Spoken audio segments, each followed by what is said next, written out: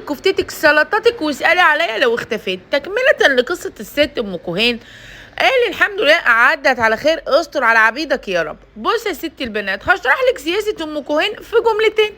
الولايه ام كوهين ولايه خبيثه، والله مريضه نفسيا بعيد عنك. عارفه كده بتصحى بالليل تسخ تاكل مناديل من على الارض.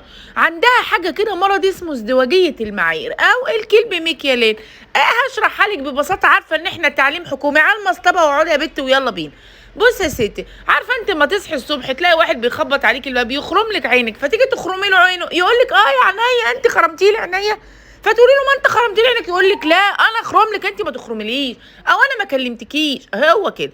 بص يا ستي، ام كوهين تصحى الصبح تجيلنا البيت تمسك في خناقنا وتبهدلنا وتضربنا وتعورنا وتقطع ميتنا ونورنا وكهربتنا، وتقوم راميه زبالتها قدام بيتنا. وقبل ما نفكر ناخد بعضنا ونروح نمسك في خناقه ام كوهين، تقوم راقعه بالصوت الحقوني انجدوني، دول ضربوني، دول عوروني.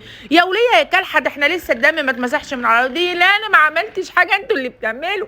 يا وليه تقول لك لا ما حصلش. المهم ان ام كوهين بتبقى لئيمه قوي، اللي هو خد اللقطه يا جدع، صور اللي هما بيعملوها يا جدع، فيطلع احنا سكان الشارع وحشين وام كوهين ملك بجناحين. دي حاجه اسمها ازدواجيه المعايير او الكلب مكيالين، او زي ما بنقول عندنا في مصر العايبه تلهيك وتجيب اللي فيها فيك. اهي وليه ام كوهين دي هي اللي عايبه.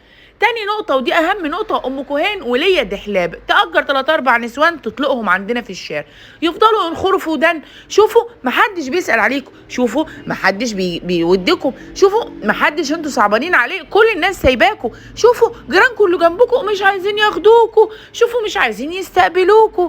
أم كوهين لا حاجة في دماغها، أم كوهين عايزانا نسيب الشارع بدون إصابات، ناخد بعضنا ونمشي. قال إيه هوضب الشارع وابنيه وبعدين تعالوا ارجعوا اسكنوا فيه. يا وليه يا خبيث، على اساس ان احنا مش فاهمينك، احنا اخوات في بعضينا. في مثل يا ام كوهين بيقول يا داخل من البصله وقشرتها ما ينوبك الا صنتها، باذن الله تشربي صنتها بالشاليمو.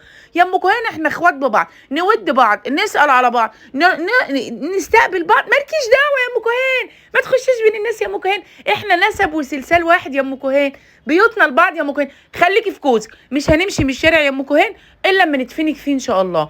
حابه بس اقول لكل شيوخ الشوارع اللي حوالينا، ام كوهين قالتها صراحه وقالت انا هجيبها من النيل للفرات، يعني احنا بدايه القصيده. اول ما نسلم لام كوهين، ام كوهين هتبدا تخش يمين وشمال يمين وشمال، وباذن الله هتاخد المنطقه كلها، فخلوا بالكم.